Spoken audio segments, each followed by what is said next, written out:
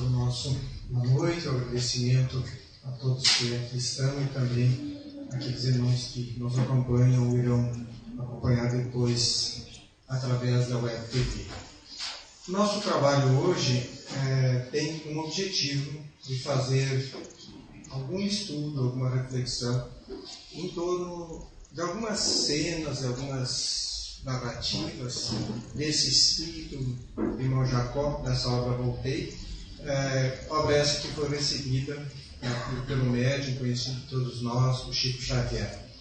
Nós também vamos usar nessa apresentação alguns desenhos que o desenhista ele tentou de alguma forma materializar para nós, reproduzir para nós questões que envolvem a outra dimensão da vida, que muitas vezes nós temos dificuldade de entender e de conceber essa realidade invisível. Irmão Jacó, na verdade, trata-se de Frederico Figner, que viveu de 1866 a 1947, judeu do nascimento, na antiga Tchecoslováquia, e assim como os jovens da sua época, muito cedo ele vai em busca de novos horizontes. Aos 16 anos de idade, ele vem para a América. Viveu alguns anos nos Estados Unidos, no México, na América Central. E aos 26 anos de idade, ele vem para o Brasil, no Rio de Janeiro, onde se tornou um comerciante próspero, fundou a Casa Edison em homenagem ao seu grande amigo Thomas Edison. E no livro ele vai relatar depois da desencarnação, que ele faz uma visita espiritual a Thomas Edison, que lá, no mundo espiritual, continuava os seus estudos e as suas pesquisas no campo da física. Ele teve a oportunidade, o privilégio de estar com esse espírito por durante 15 minutos, o tempo que ele dispunha. Também divulgou escrever em todo o Brasil, trouxe o fonógrafo, o gramofone, o disco e fundou a Odeon, a primeira gravadora de música nacional. Essa é a contribuição que ele traz para a humanidade. Além disso, ele também tomou contato com o Espiritismo através do filho de um médium muito conhecido na época, Antônio Saião, que visitava o seu estabelecimento comercial e palestrava sobre a doutrina espírita. Mas ele nunca se entusiasmou muito com o Espiritismo, até que um dia a esposa de um dos seus empregados adoecera gravemente e ela foi curada através de uma receita mediúnica. E a partir daí ele passa a fazer prece pelas pessoas, pedir a Jesus, pedir a Maria de Nazaré, e ele se impressiona com o resultado dessas orações. E a partir daí ele se torna, então se converte ao Espiritismo, passa a ser um trabalhador espírita, chegando a ser um diretor da Federação Espírita Brasileira, trabalhou como aplicador de passes, participava das reuniões mediúnicas, também mantinha uma coluna no Correio da Manhã, e, enfim, dedicou até os seus últimos dias, viveu até os 80 anos de idade, trabalhando, servindo as pessoas. Quem ouvia na rua, mesmo que na idade avançada, parecia muito jovem pela sua disposição e pelo seu vigor, como que ele se entregava ao trabalho no bem. E ele também, nesse livro, ele vai partilhar conosco a sua experiência, o processo de desencarnação, de desligamento. É importante dizer que, assim como a vida, todos nós temos uma experiência única, o renascer, o desencarnar, também é para o espírito uma experiência única. Cada um vai ter, a partir do seu nível evolutivo, a partir das suas construções, das suas necessidades, ele vai viver essa experiência de uma forma única. Mas, a partir do seu relato, nós podemos ter, assim, uma ideia de como será essa passagem no dia que nós tivermos que nos defrontar com essa realidade. Ele fala também das dificuldades, das surpresas que ele encontra no outro plano da vida. Ele fala também das reflexões que ele faz a partir do momento que ele entra em processo de desencarnação, ele já começa a refletir sobre a vida. E, de alguma forma, também ele nos traz vários aspectos dessa dimensão invisível para nós enquanto encarnados. E ele relata que ele era um estudioso, leu muitas obras, leu obviamente a obra Obreiros da Vida Eterna, uma obra do espírito André Luiz, recebida também pelo Chico, onde André Luiz aborda o processo de encarnação de 5 pessoas de uma forma bem detalhada. E ele leu, ele era um estudioso. Então ele diz que ele não teve dúvida. Quando ele sentiu os sintomas, ele percebeu que efetivamente o fim do corpo estava próximo. Ele permaneceu num período, em torno de umas 30 horas mais ou menos, em que ele sentia-se como que mergulhado no nevoeiro, que sentia como se tivesse 2 corações a bater. Um mais tranquilo, mais harmonizado, outro mais descompassado. A sua mente recuava no tempo, muitas vezes, e ele, aos poucos, vai percebendo ali a presença do seu espírito protetor, e de acordo com a sua percepção, era como se ele estava sendo submetido a um processo delicado de intervenção cirúrgica. Como nós vemos aqui no desenho, o momento em que o espírito, através do perispírito, começa gradativamente a se desligar do corpo físico.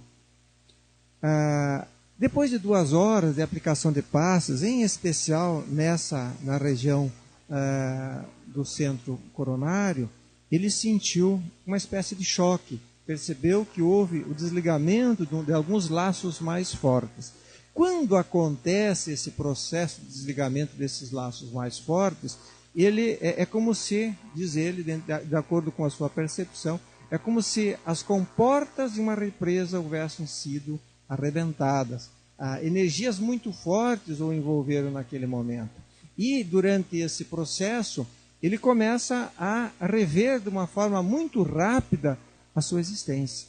Desde da infância, da juventude, os momentos de trabalho, de uma forma muito rápida. E a partir daí, ele já começava a analisar determinados pontos e avaliar como foi a sua existência. E aos poucos ele percebe a presença da sua filha, já desencarnada, que vinha em seu auxílio também, pedindo que ele se mantivesse em oração, em silêncio, que não olhasse para trás, o passado, mas procurasse olhar para frente.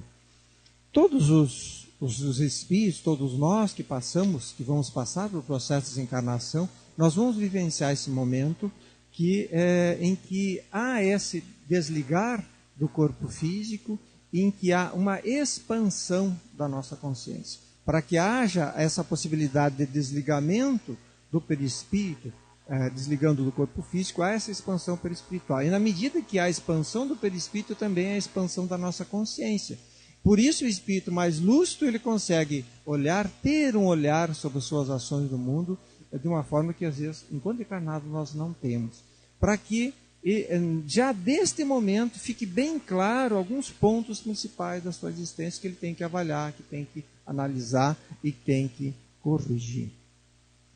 Aos poucos, à medida em que o trabalho da espiritualidade ia evoluindo, ele vai se percebendo como em duplicata, ao lado do corpo físico.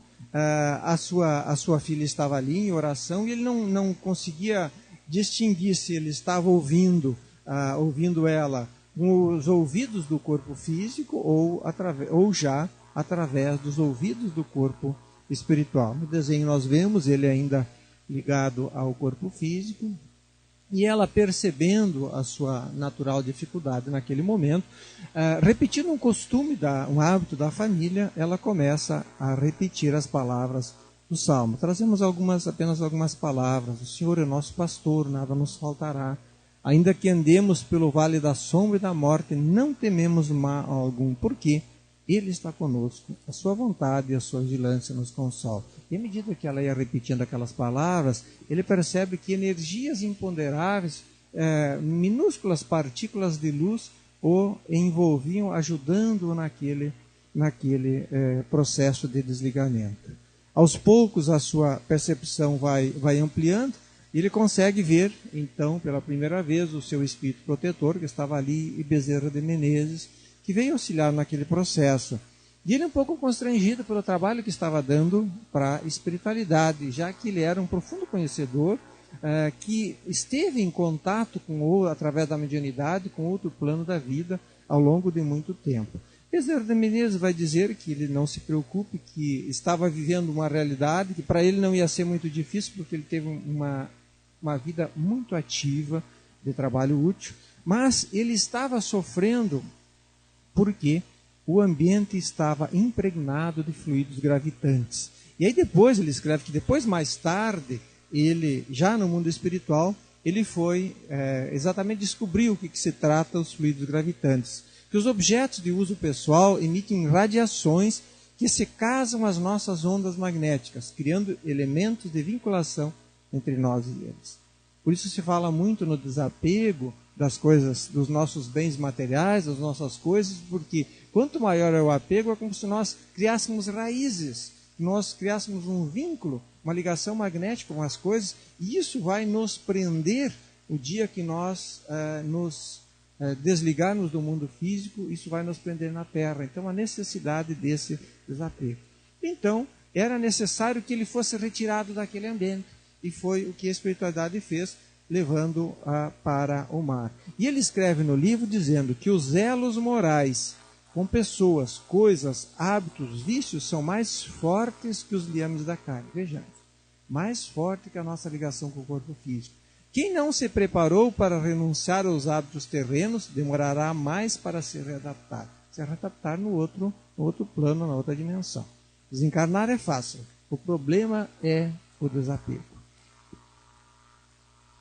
Assim que chega no mar, ele na praia, ele morava no Rio de Janeiro, ele começa a respirar daquela atmosfera renovadora, isso era por volta antes de 1950, 1947, e ele, à medida que ele vai respirando aquela atmosfera, vai se sentindo melhor, adormece, amparado pela sua filha, e no outro dia, quando o sol já estava alto, ele acorda, desperta, bastante renovado, remoçado, e ele dizia que ele se tocava, era eu mesmo ali.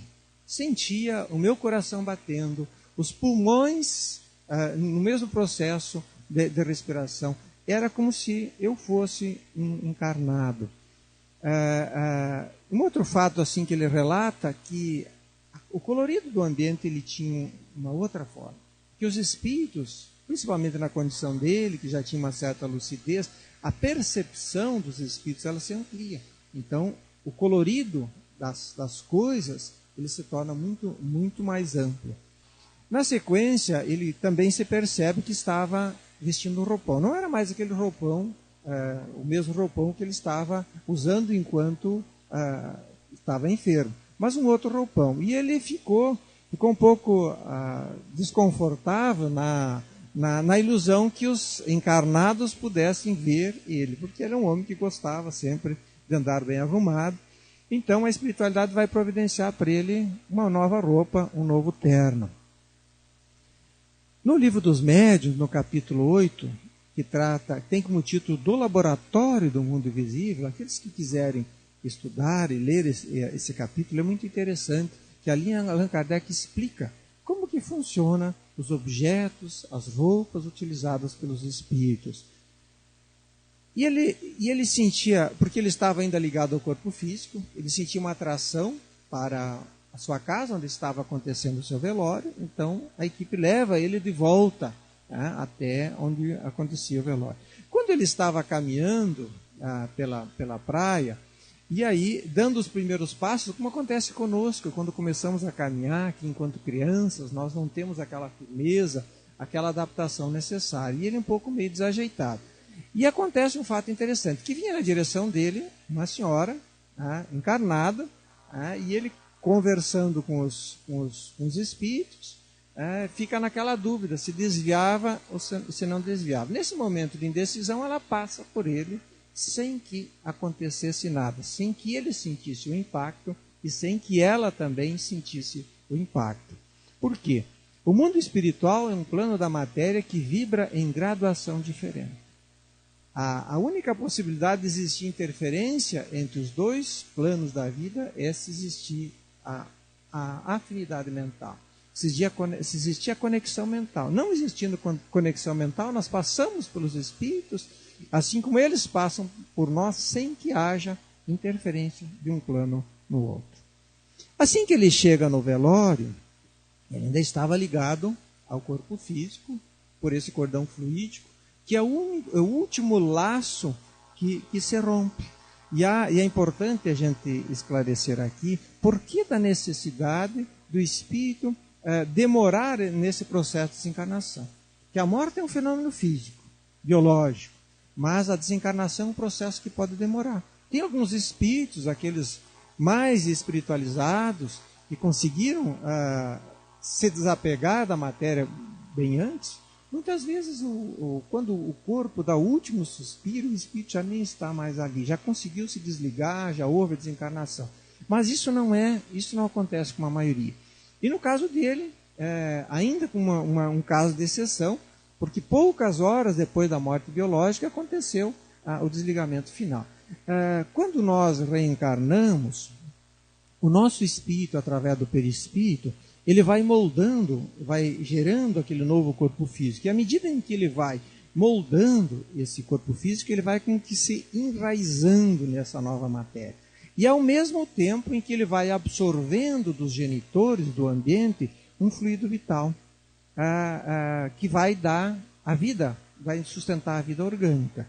Quando nós desencarnamos, muitas vezes é preciso que esse fluido que ainda está impregnado no perispírito, ele seja permutado com o corpo físico. Então, por isso que os espíritos eles aguardam algumas horas, às vezes, para que esse processo de desencarnação aconteça de uma forma mais tranquila. E assim que houve o desligamento, ele passa, então, a se sentir melhor. Mas ele relata que, assim que ele adentra aquele ambiente, ele ficou muito decepcionado com a atitude dos encarnados que ali estavam. Uns falavam de política, discutiam de forma agressiva, uns até conversavam, comentavam, conjecturavam quanto que não ia custar o seu enterro, quanto que não custou as despesas, enfim, as pessoas falavam sobre isso.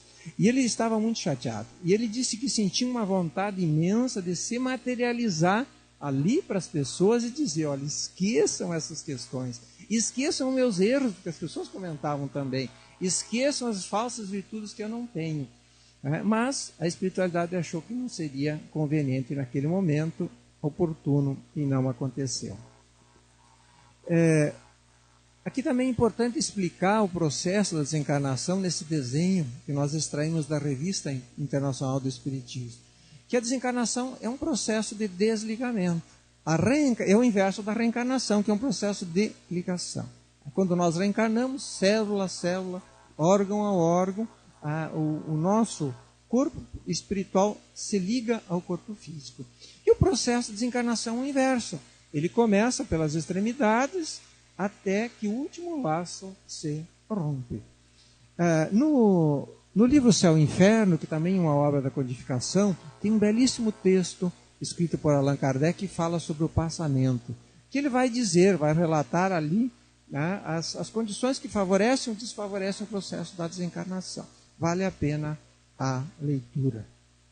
E aqui é importante a gente destacar, em função dessa imagem, que não é o gênero de morte que vai determinar as condições de sofrimento ou não do espírito. Não o gênero de morte. Por exemplo, uma situação que houve uma explosão, que explodiu uma aeronave e simplesmente desintegrou o corpo físico. E às vezes a preocupação das pessoas, o que acontece com o espírito?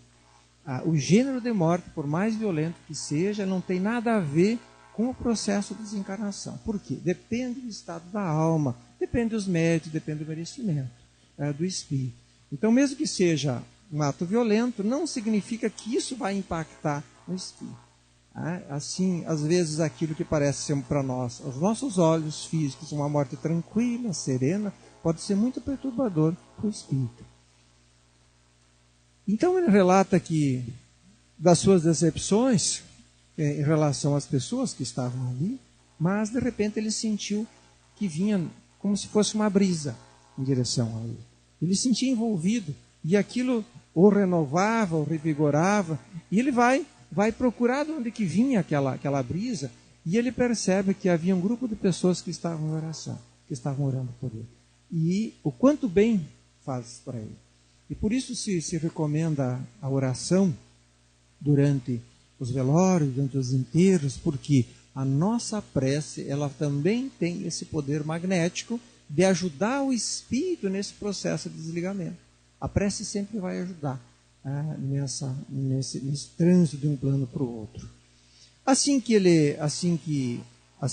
termina o velório, que vai acontecer o enterro, ele é aconselhado a não permanecer até o fim. Então ele não acompanhou o enterro, porque os amigos espirituais diziam que nesses casos, quando os velórios são muito, muito concorridos, isso pode gerar uma perturbação para o espírito.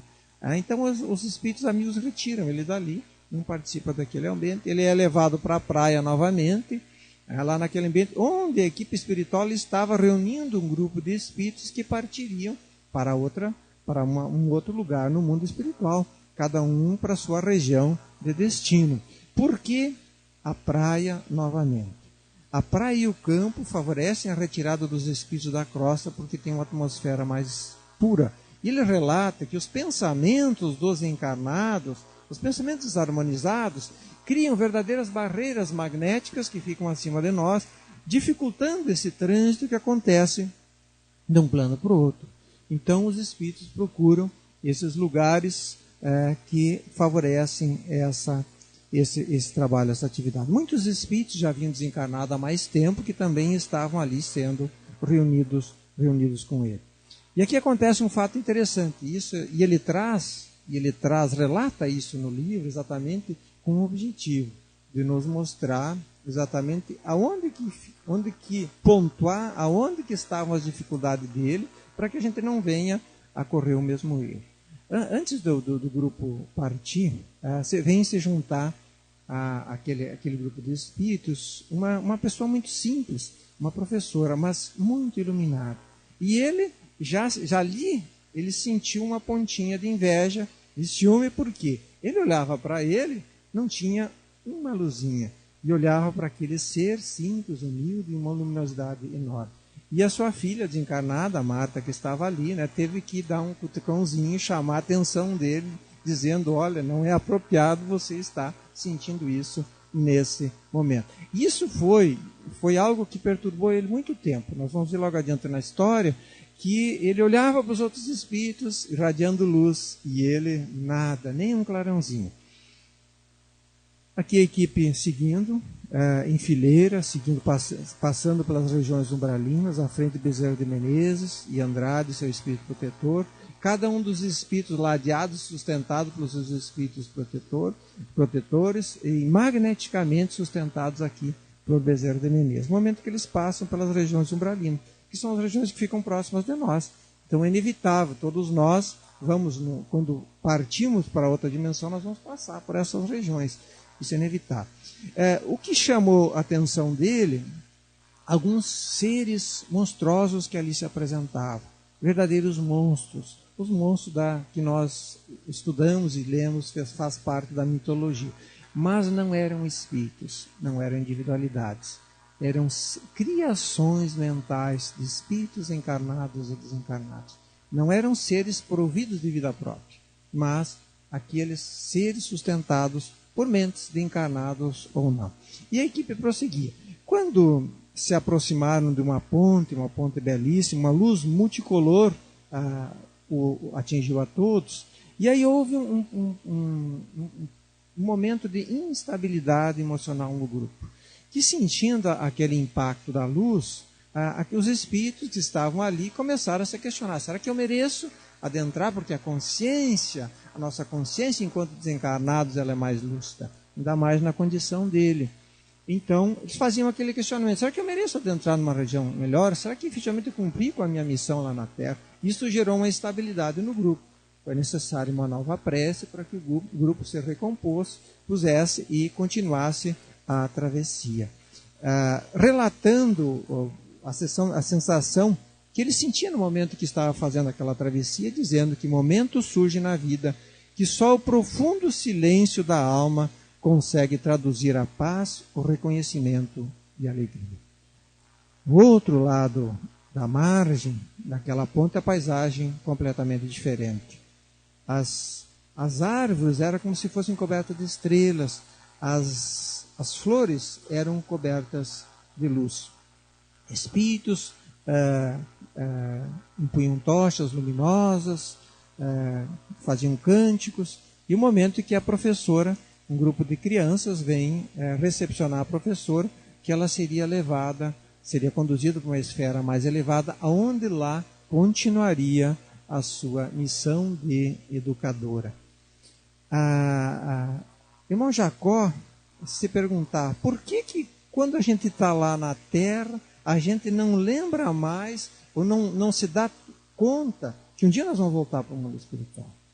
Por que lá a gente não consegue entender a vida, o mundo espiritual, de uma forma tão natural como ele estava vendo? E é isso que os espíritos que conheceram essa realidade, que estudaram, relatam. E essa é uma das grandes surpresas, que eles chegam lá e comprovam tudo aquilo que os livros relatam, que as histórias de outros espíritos nos trazem. O grupo ia avançando, de tempos em tempos, iam se despedindo, cada um para o seu lugar. O momento que chegou, ele está sendo recepcionado pelos seus antigos amigos, trabalhadores também junto com ele, da seara espírita. O momento que ele chega no seu novo lar, está sendo recebido por uma senhora que ele chama de Mamãe Frida. Ele diz no livro que ele não teve permissão, era uma pessoa conhecida, não teve permissão de identificá-la. E ele escreve assim no livro que quando ele olha aquele ambiente decorado de uma forma muito bela, mas muito simples, e ele diz assim, é impossível dizer que eu estou longe da crosta terrestre, em função de ser muito, muito semelhante àquilo que nós vivemos, costumamos ter aqui na Terra.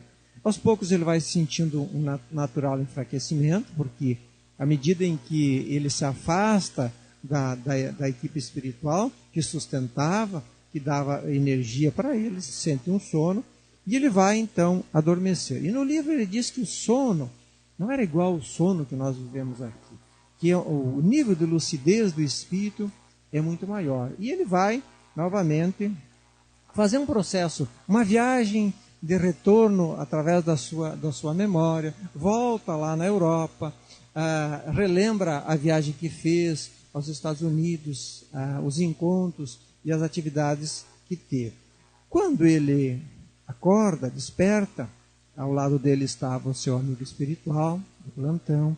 Sentia fome, mas dizia ele que não que isso o perturbasse. Então, ele tomou um copo de suco feito das plantas da sua nova morada e se sentiu refeito. E na sua mente muitas indagações. Isso é muito comum. Certamente nós, quando chegarmos no mundo espiritual, também vamos ter essa curiosidade, essa ansiedade boa de saber as coisas, de conhecer. Ele conversa com o seu espírito protetor, perguntando por que eu tive dificuldade nessa vinda para o mundo, para esse trânsito até aqui. Aí ele vai conversar dizendo que quando nós desencarnamos, o espírito ele entra como que num processo de hibernação da consciência. É um momento que o espírito mais lúcido, ele tem uma percepção diferente das coisas, em que ele analisa os seus atos sem máscaras, sem subterfúgios, sem falsidades. Então, ele tem esse contato com a sua realidade espiritual. Isso pode causar, para alguns espíritos, pode causar uma certa perturbação. E essa dificuldade de readaptação de um plano para o outro é muito natural. Ele também pergunta por que ele não lembrava do seu passado. Isso acontece, é muito comum com os espíritos, que chegam no mundo espiritual e têm aquela ilusão que já vão lembrar quem foram, o que aconteceu nas últimas existências. E o seu amigo está explicando para ele que a reencarnação como a desencarnação, eles funcionam como uma espécie de choques bem fortes, bem intensos na vida do espírito, para favorecer a nossa renovação. Por isso o espírito passa por esse processo de esquecimento. Por isso que ele não lembra. Não que ele perca a sua história, a sua memória, mas ele não tem acesso por algum tempo. Porque dizem os espíritos que a maioria de nós ainda não temos condições de conviver com as lembranças aflitivas do passado, que só nos perturbariam. Então nós precisamos, de momento, não ter essa consciência, essa percepção lúcida, até o dia em que atingirmos um certo grau evolutivo que vamos conseguir conviver com essa realidade do passado sem nos perturbar. Aqui é o momento em que ele está conhecendo a nova moradia. A sua filha havia preparado uma surpresa para ele, como fazia na Terra, tocando uma música de Beethoven, que ele apreciava muito. Ele vai olhar os livros. Aqueles que gostam de leitura no mundo espiritual, a literatura é inigualável. É algo muito superior ao que nós temos aqui. Que a arte gráfica ela é diferente, é como se tivesse vida. As imagens é como se fosse algo que tivesse vida, tivesse movimento. E aqui tem um outro fato que ele perguntava, se questionava: será que ele havia cumprido bem a sua missão na Terra? Onde é que eu acertei? Onde é que eu falhei? Será que alguém vai vir e vai me dizer: olha, fulano, você acertou nisso, naquilo? E aí os amigos vão dizer para ele: não te preocupe que você vai ser orientado, mas ninguém vai fazer esse processo. Esse é um trabalho individual, um trabalho de cada espírito. Aqui o momento que ele está conhecendo a cidade, muito bem organizada, a cidade, como se tudo estivesse planejado, imensas avenidas, as residências, os pássaros com um outro colorido, cantavam bem próximos das pessoas e não tinham medo dos humanos, como acontece aqui na Terra. Ele vai dizer que dada a nossa condição de inferioridade ainda. No livro A Gênese de Allan Kardec tem um capítulo que fala sobre os fluidos. E esse capítulo nós vamos entender como é que é possível termos casa no mundo espiritual, temos objetos, temos construções no mundo espiritual e nós não conseguimos ver, mas para os espíritos ele tem a mesma dureza, a mesma firmeza, a mesma realidade que de acordo com as nossas percepções aqui enquanto encarnados. Na sequência, ele vai visitar uma universidade onde sua filha Marta trabalhava como educadora, onde eles atendiam crianças na faixa a partir dos 7 até os 12 anos de idade, crianças separadas de acordo com o nível evolutivo, com as tendências. As crianças com idade anterior, diz ele, que elas ficam repousando, aguardando a reencarnação, uma próxima reencarnação. E os outros, muitos espíritos elevados, inclusive, eles mantêm essa condição, essa imagem de criança para servir de pequenos mentores para os outros espíritos. Porque o espírito não é criança, né? Ele é antigo, mas muitas vezes ele permanece com essa imagem, com esse formato, exatamente por necessidade ou para trabalhar também no mundo espiritual. Aqui o centro da cidade, o imenso santuário que ele divisava, e ele quis fazer uma visita, mas não foi permitida a sua entrada, ele precisava aguardar mais um pouco, precisava se preparar. E nesse lugar, onde diz no livro, que é onde os grandes espíritos, os grandes vultos, espíritos elevados se materializam para fazer as suas palestras, trazer as suas reflexões, e onde ele seria recepcionado, homenageado, quando completasse 30 dias da sua estada no mundo espiritual. Outro fato que lhe chama a atenção, que as pessoas em movimento, trabalhando, em atividade, sem nenhum sentimento de desarmonia, embora tivesse motivos para isso. E ele relata também que eles não estavam numa região elevada do mundo espiritual, estavam numa região transitória, mas mesmo assim, já o nível de evolução daqueles espíritos. Quando ele retorna, depois desse passeio, que ele retorna ao seu lar espiritual, ele adormece. E assim que ele faz a sua prece, que ele tenta um momento de descanso, ele sentia como que um ruído dentro de si, como algo que o perturbava. E ele consegue ver bem nítido que na Terra havia alguns encarnados que estavam chamando por ele, que estavam dizendo, suas filhas, dizendo a ele: pai, se efetivamente você vive, você mostra para nós. Isso o perturbava bastante ele naquele momento. Na segunda noite ele recebe a visita de 2 companheiros conhecidos nossos do movimento espírita, Caribanchuti, que é considerado o bandeirante do Espiritismo, que já no início do século passado foi um grande trabalhador, divulgador do Espiritismo, e o Leão Ribeiro, que falavam sobre o trabalho no mundo espiritual. E dizendo que o quanto é consolador nós sabermos que a tarefa prossegue, que o trabalho prossegue. O irmão Jacó também pergunta para eles, por que vocês não apareciam mais seguido lá nas nossas atividades? Né? E eles vão dizer que todos os dias nós estamos lá em contato, ajudando os humanos, mas nós trabalhamos sem nos identificar, para não interferir no livre-arbítrio das criaturas, dizendo que o maior serviço prestado à doutrina é ainda o da própria conversão ao infinito bem. Depois disso, ele foi convidado, já na segunda noite, foi convidado a voltar para o Rio de Janeiro, fazer uma visita, a sua primeira visita, então, como encarnado.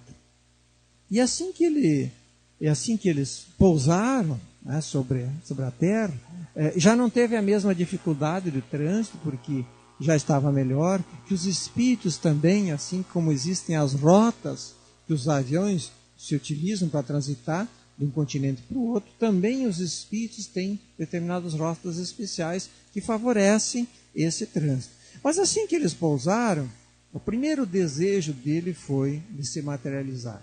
A vontade que ele tinha de já provar para as pessoas que estavam ali que ele estava vivo, que continuava a sua vida continuar. E aí os espíritos vão dizer para ele que o máximo que ele ia conseguir era um alvoroço, que era perturbar um pouco os encarnados que estavam ali, né? Dizendo que o progresso espiritual será sempre gradativo, sem violência e sem alarme. Que o processo de construção da crença na vida futura é algo que se dá não pelos sentidos, pelas visões, que uma materialização ela pode impressionar o nosso olhar, mas não toca a nossa razão, não toca os nossos sentidos. Caminhando pela rua, e ele consegue perceber facilmente as companhias espirituais, as pessoas que estavam ali, poucos bem acompanhados, outros acompanhados por espíritos muito, muito felizes, e ele que chama a atenção dele uma cena de um encarnado que estava envolvido como se fosse por tentáculos de polvos enormes, espíritos que estavam vinculados a ele por causa do vício, demonstrando ali um longo convívio mental, espíritos que já conviviam, intercambiavam energias através do vício ao longo tempo. Na sequência, ele vai voltar a uma reunião mediúnica, já que ele conhecia, onde são atendidos os espíritos desencarnados. Muitas vezes, tem muitos espíritos que, tal qual aconteceu com ele no processo de desencarnação, no momento que há aquela expansão de consciência, muitas vezes o espírito ele estaciona num determinado momento da vida. Uma situação traumática, como acontece conosco. Às vezes nós vivemos um trauma e aí nós estacionamos naquela lembrança, nós não conseguimos esquecer aquele fato, não conseguimos elaborar. Isso também acontece com os espíritos. Por exemplo, o espírito que ele tem muita raiva, tem um desejo de vingança. Vai acontecer que, com o passar do tempo, ele se torna prisioneiro daquele sentimento. Não consegue mais sair daquele estado de raiva, embora ele quisesse. Então, ele é levado para quando ele está nesse estado de receptividade, ele é levado para uma reunião mediúnica, para que, em contato com os fluidos positivos do médium, aconteça esse choque de renovação, esse choque anímico, de energia que é própria do encarnado. Então ele consegue sair daquele estado e iniciar ali um processo de renovação. Havia chegado o 30º dia da sua estada lá no seu lar espiritual, e o momento que ele consegue, então, é recebido no templo, e ele encontra ali vários companheiros terrenos, todos nós conversávamos sobre a nossa vida na Terra e dizendo que, por que nós não aproveitamos melhor a nossa encarnação? Esse é, aliás, o motivo de sofrimento da maioria dos espíritos que chegam no outro lado da vida. É chegar lá e se dar conta de que perderam a encarnação. Quantos perderam a encarnação? Quantos perderam as oportunidades que tiveram de estudar, de se aprofundar, de fazer o bem? E o momento em que inicia esse cerimonial, que seria de recepção para ele, Bezerra de Menezes faz uma prece, ele diz que as suas palavras tocavam as fibras da sua alma, ele teve que ser apoiado, porque embora estivesse lúcido ali, sereno, mas a emoção era muito grande. E à medida que Bezerra de Menezes termina a prece, uma estrela se forma, numa materialização luminosa, e ao centro daquela estrela começa a surgir a figura de um espírito muito elevado que vem saudá-lo. Quando o benfeitor começa a dirigir a ele algumas palavras, ele no íntimo dizia que não era digno de ouvir aquelas palavras. E diz o benfeitor para ele: não te prendas às sombras destrutivas do remorso ou da queixa. Quem terá passado ileso pelas paixões humanas, senão o mestre amado? E aí segue um belíssimo discurso que vale a pena a nossa leitura. Depois que ele participa desse momento, ele diz ele que sentiu o princípio de uma renovação interior de profundas consequências para o seu futuro. Ele começa a refletir sobre a sua vida. Uma das suas surpresas era a forma como que os benfeitores tratavam ele. Ninguém dizia para ele, apontavam as suas falhas, diziam o que ele precisava mudar. Apenas incentivavam a própria melhora. E ele foi orientado a participar de um curso numa das escolas de iluminação, que ele sentia esse constrangimento, essa dificuldade, que ele percebia essa falta de iluminação.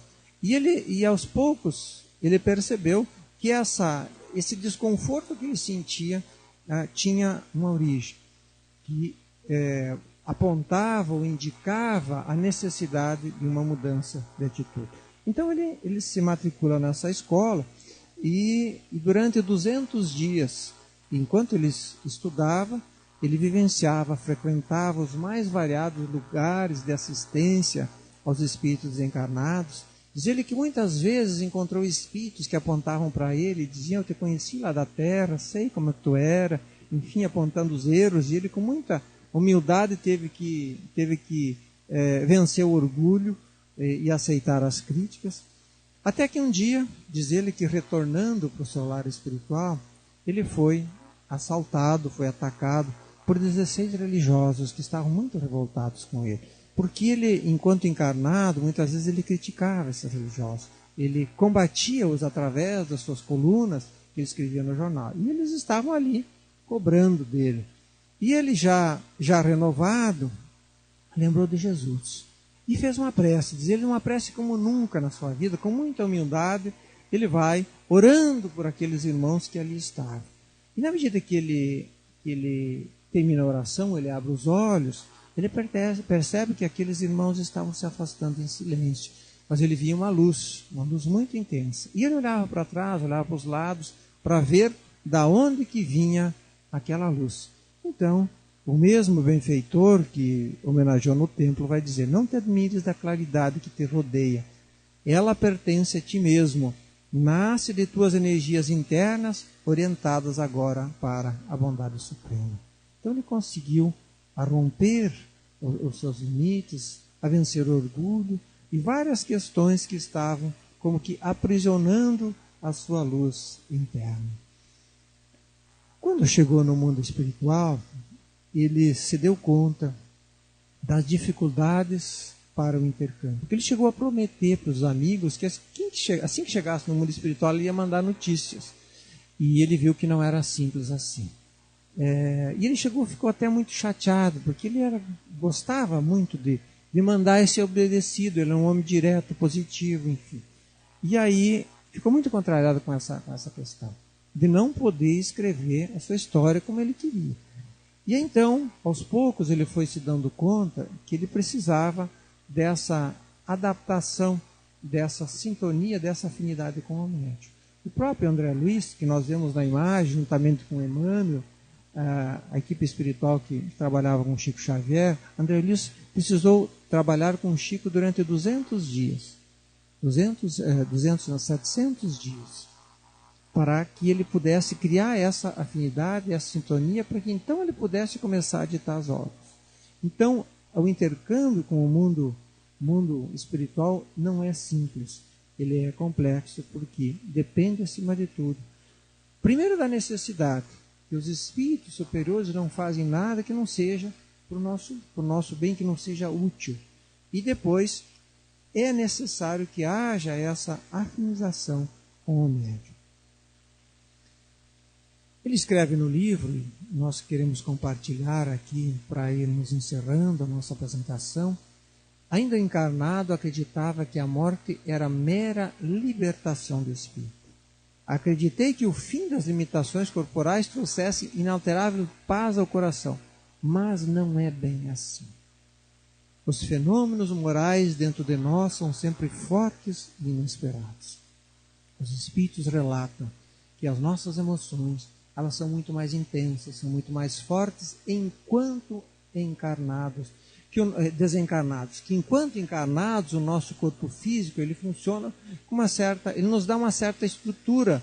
Se por um lado nós temos menos possibilidades, as faculdades do espírito elas ficam como que dificultadas, por outro lado o mergulho no corpo nos protege das nossas aflições, das nossas angústias. E quando nós nos desligamos do corpo físico, nós não temos esse suporte que o corpo físico dá. Então as emoções, elas são muito mais fortes. Assim como a tristeza, as alegrias, elas são muito mais intensas. A morte nos conduz à intimidade do lar interior. Grande desafio, talvez o maior desafio para o espírito, é entrar em contato com a sua realidade, com o seu mundo íntimo, de uma forma lúcida, clara, sem subterfúgios. E se não houver de nossa parte a preocupação de construir aí dentro um santuário para as determinações divinas, quantos dias gastamos no reajustamento e na iluminação?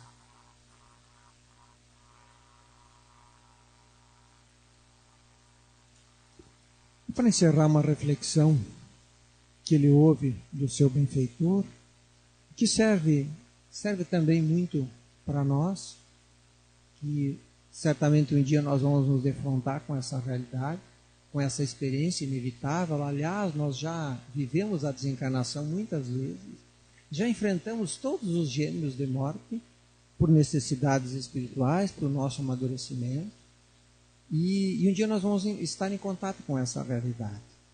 Mas para que essa experiência ela seja vivida com equilíbrio, com harmonia, nós precisamos nos preparar. Não para a morte, mas nos preparar para a vida. Ama sem paixão, espera sem angústia, trabalha sem expectativa de recompensa, serve a todos sem perguntar, aprende as lições da vida sem revolta, renuncia aos teus próprios desejos sem lágrimas tempestuosas. E a vontade justa e compassiva do Pai iluminar-te-á constantemente o coração fraterno e o caminho redentor. O caminho proposto por Jesus, da humildade, da fé, da fraternidade, da caridade. Esse é o roteiro. Se nós queremos ter um trânsito fácil para outro plano da vida, aí está o roteiro. Simples. Nada além das nossas possibilidades. Que Jesus, o Mestre amigo, esteja sempre conosco, nos amparando, nos sustentando nas nossas lutas, para que a nossa vida possa ser vivida com dignidade. Muito obrigado.